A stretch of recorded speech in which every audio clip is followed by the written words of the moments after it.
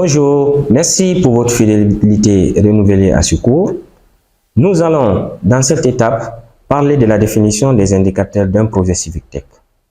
Et en premier lieu, nous allons nous poser la question, quand doit-on collecter les données des indicateurs? Il ne faut surtout pas attendre la fin. La collecte des données sur n'importe quel projet doit commencer dès le départ, dès la phase test justement, dès les premières étapes du projet. Et c'est sur cette base-là qu'on va pouvoir évaluer l'évolution de ces indicateurs. Quand l'on a une valeur de départ et une valeur d'arrivée, on peut à la limite voir s'il y a une évolution ou pas. C'est très important d'avoir cet indicateur tout au long de l'implémentation du projet et pas à la fin justement, où ce sera très difficile de les avoir. Si on fait une formation et qu'on n'a pas distribué un questionnaire de satisfaction, quelque part, ce serait trop tard. Plus tard, l'on pourra plus accéder à ce feedback, par exemple. Peut-être qu'au début, j'avais un taux de satisfaction des personnes qui participent à mon programme qui était à 90% et à la fin, c'était à 60%. Mais si je n'ai pas mesuré le départ, je serais peut-être content d'avoir 60 à la fin. Et donc, avoir toujours un référentiel et le meilleur référentiel, c'est quand je commence l'état des lieux actuel et voir est-ce que mon action, mon média, ma structure, mon action a eu un impact sur ces indicateurs. Doit-on privilégier les données les plus faciles à collecter? Il y a des données très faciles à collecter, principalement les données existantes sur les réseaux sociaux. Le nombre de fans, le nombre de followers, le nombre d'interactions, les données statistiques sur un site internet par exemple. À travers Google Analytics, ce sont des données très faciles à avoir. Avoir beaucoup de fans sur Facebook ne veut pas forcément dire que j'ai une communauté forte. Il faut voir d'autres indicateurs de type interaction avec cette page. Donc, une page avec moins de nombre de fans et plus d'interactions serait plus intéressante qu'un très grand nombre de fans et très peu d'interactions, par exemple. Par ailleurs, pour un site internet aussi, il faut voir s'il y a une communauté derrière, à travers les métriques et les statistiques du site internet lui-même. Pour des projets qui sont offline, en fait, il n'y a pas de données et de statistiques en ligne.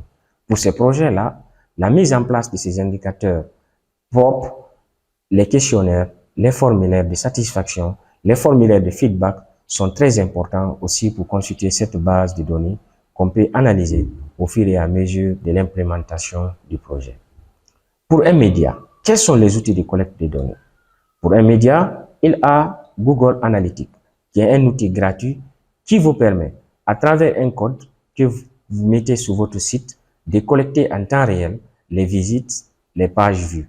Google Analytics, si on l'explore correctement, permet quand même d'aller vraiment très loin. Il ne faut pas oublier que Google connaît tout le monde.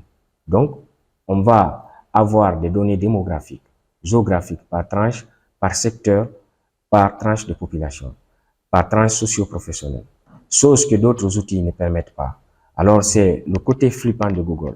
Mais c'est pour quelqu'un d'autre qui gère les statistiques d'un média.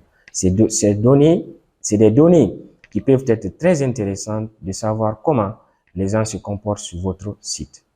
On peut par exemple, si on veut savoir comment les gens se comportent sur un article donné ou comment ils agissent avec un site, il y a Hotjar par exemple, qui est un outil qui permet de collecter des vidéos de navigation des utilisateurs sur son site.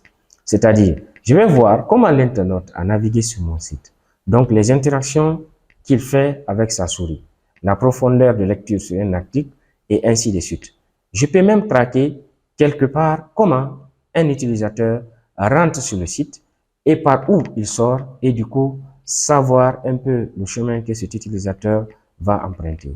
C'est des données importantes pour des user experience, c'est-à-dire l'expérience d'utilisation d'un site internet ou d'une application mobile ou autre. Pour la société civile, quels sont les outils de collecte des données? Pour des projets de société civile, ça peut être d'autres indicateurs du type égalité entre les hommes et les femmes dans les formations que je fais, dans les activités que je fais. Ça peut être le nombre de bénéficiaires, ça peut être le nombre de régions que je touche avec mon projet et ainsi de suite. Mais toujours essayer de déterminer le bon set d'indicateurs selon le type d'activité qu'on fait. Une fois qu'on a collecté ces données, on en fait quoi? Une fois qu'on les a collectées, on les analyse déjà. Ça serait bien déjà de les visualiser quelque part, de commencer à essayer de les avoir d'une manière visuelle tout au long de l'implémentation, mais de commencer à essayer de les avoir. Mais une fois qu'on a collecté ces données, comme vous mentionnez, il faut aller un peu derrière les chiffres globaux et essayer de comprendre un peu plus le sens de ces données-là. Si quelqu'un passe 5 minutes sur mon site, c'est quoi le sens de cette information? Qu'est-ce qu'elle veut dire? Si mon contenu fait 30 minutes et qu'il n'y reste que 5 minutes, c'est peut-être problématique. Mais si c'était un site d'information et qu'on sait que le temps moyen de passage sur un site d'information ne dépasse pas 1 minute 30 secondes, 5 minutes, c'est très bien. Donc, il faut savoir aussi quel référentiel avoir. D'ailleurs, d'où l'importance de collecter ça dès le départ pour avoir ce référentiel justement. Comment analyser ces données? Comme déjà indiqué, les chiffres bruts ne disent pas grand-chose en général. Et c'est vraiment l'analyse qui fait que ces chiffres peuvent parler. Alors là, ça dépend des moyens qu'on a. Si on a des moyens d'avoir des data scientists dans notre équipe et du coup d'analyser d'une manière scientifique des grandes quantités de données et de comprendre vraiment d'une manière très précise le comportement, faire des modèles de prédiction qui nous permettent aussi de se projeter, de savoir un peu si je passe de 100 à 1000, les 900 nouveaux, comment ils vont se comporter sur le site. Si je fais telle ou telle action, comment elle va avoir un impact. Et ça là, la science aujourd'hui et beaucoup d'outils nous permettent de voir ça. C'est les modèles de prédictifs qui sont aujourd'hui à la mode dans tous les secteurs. Si on a un peu moins de moyens, on va essayer de brainstorming sur ces chiffres ensemble. Encore une fois, le partage de données là est de faire peut-être un rendez-vous hebdomadaire, mensuel, de discussion autour des indicateurs et essayer d'avoir cette réflexion commune de toute l'équipe autour de ces indicateurs-là. Pourquoi est-il important de partager les indicateurs avec l'ensemble de l'équipe? C'est très important que l'équipe s'empare de ces indicateurs-là. Tout le monde doit avoir accès à ces données. Tout le monde doit se sentir responsable de l'évolution de ces indicateurs dans le bon sens, bien sûr.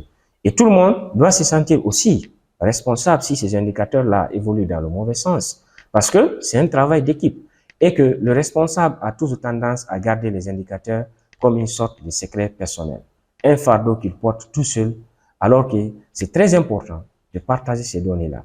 Ça distribue la responsabilité, mais aussi ça ouvre la porte à peut-être une meilleure réflexion autour de ces données-là et avoir d'autres idées. Pour améliorer, pour ajuster de son équipe, il est judicieux de faire confiance à son équipe et toujours rendre ce type d'information disponible à toute l'équipe. Je vous remercie.